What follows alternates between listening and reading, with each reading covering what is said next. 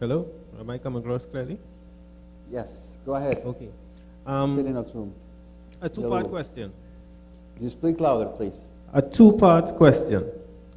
First part, you've entered into many ventures that seem to have worked.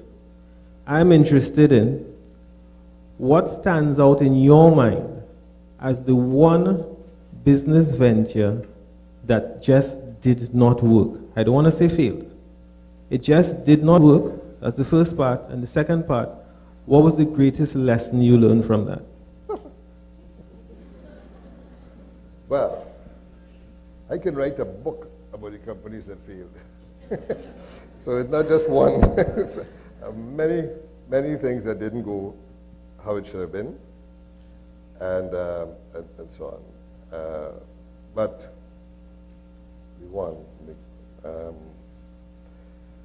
I would say the biggest one that failed with me, well, I consider a failure. It was a workout. It worked it out. It did well for the first 2 to 3 years, and then was my venture into mainland France. I bought 4 major companies in France. It was quoted in the French Bourse, and it was at the time, and it was a leverage buyout. I did it with CIBC in Canada, and so therefore it meant that it was quite highly leveraged. But that was, at that time, that was what was happening around the world. And interest rates at the time in France was about 3.5% to 4%.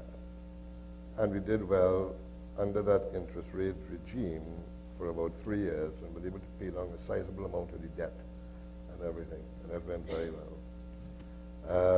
But then there was a major recession hit Europe, and normally when these things happen, you find actually that the recession came with a lot of different things, and interest rates skyrocketed. Factories were shutting down capacity because demand was not there. The demand had receded, and too much supply, so without the demand at the same time, and at the same time tremendous high cost of interest. And what I learned from that is be very careful that you don't ever over leverage yourself. And you always have to have a judicious mix of equity and debt. You don't want too much equity neither, because as we told you earlier on, equity is more expensive than debt. If I could take my money and put it in a fixed deposit and get 7 or 8% in it, and I'm not taking that, then I want to put it in equity, I want to take risk, then obviously I want a higher return than the 7 or 8% I'm getting in the bank. So the expectation of the equity share of the shareholder is greater than the interest rate of the country. And okay, and of course some of you who are in the finance area would know you're talking about the weighted average cost of capital and all that kind of thing.